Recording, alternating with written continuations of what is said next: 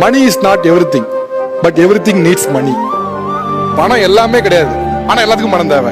அதுதான் ஆக்சுவலா வாழ்க்கைக்கான தத்துவம் கூட. நீங்க எல்லாரும் சொல்றவங்க எல்லாம் சொல்லுவாங்க பணம் முக்கியமே கிடையாது, பணத்தை பத்தி பெருசா கவலைப்பட வேண்டாம் அப்படின்னு. ஆக்சுவலா சொல்ல போனா பணம் முக்கியமே கிடையாது நீங்க சொல்றதுக்குமே கூட உங்களுக்கு ஒரு ஸ்டேட்டஸ் தேவை.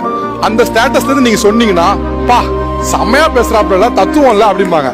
ஆனா பொதுவா பணம் முக்கியமே இல்லைங்கிறத எந்த ஒரு ஏழையும் சொல்லவே மாட்டான். ஏன்னா அவனுக்கு தெரியும் இந்த பணம் எவ்வளவு முக்கியம் அப்படின்னு. இந்த 20,000-30,000 நிம்மதியை தேட முடியுமானா அதுக்குள்ள எவ்வளவு தூரம் நிம்மதியை தேட முடியும்னு பாத்தீங்கன்னா கஷ்டப்பட்டு தேடலாம். ஆனா அந்த 20,000-30,000 நான் நிம்மதி தேடவே முடியாது, எனக்கு இன்னும் பெருசாதான் வேணும் பெருசா வேணும் சொன்னா 20-30 ஆனாலும் சரி 30-60 ஆனாலும் சரி அது ஆற்றுப்படவே செய்யாது. உங்களோட எண்ணிக்கை போயிட்டே தான் இருக்கும், அதுக்கு தீர்வே கிடையாது. அதுக்காக நான் 20,000-30,000 நீங்க தேங்கிடுங்கன்னு சொல்ல மாட்டேன். 20,000-30,000 சம்பாதிக்கிறோம், அடுத்து நம்ம வருமானத்தை பெருக்குவது எப்படி, இந்த 20,000-30,000 1 லட்சம் ரூபாய் சம்பாதிப்பது எப்படிங்க நோக்கம் இருக்கணும். ஆனா அந்த 20,000-30,000 எனக்கு இவ்வளவு கம்ப்ளைண்ட்ஸ் இருக்கு, இவ்வளவு பிரச்சனைகள் இருக்குன்னா நம்ம கம்ப்ளைண்ட்ஸ் மட்டும்தான் தெரியும், வேற எதுவுமே தெரியாது. சோ இந்த சைடுல இருக்கவங்க எல்லாம் நீங்க வாங்குற அதே சேலரி தான் இங்க வாங்குறாங்க. ஆனா இவங்க எப்படி நிம்மதியா இருக்கேன்னு சொல்றாங்கன்னா அதை அவங்க கம்ப்ளைண்ட்ஸா பாக்கல.